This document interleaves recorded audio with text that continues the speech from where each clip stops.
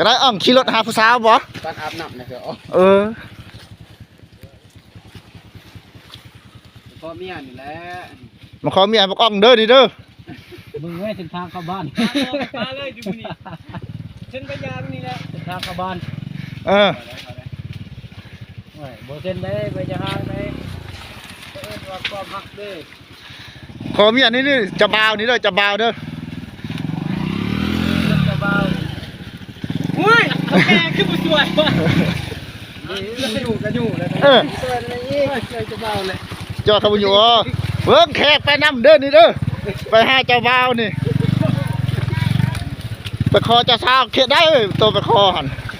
โอ้บังเส้นทางเจ้าเอ้ยเฮ้ยมาขอเอาเมียยามฝนมอนี่กะโอ้ย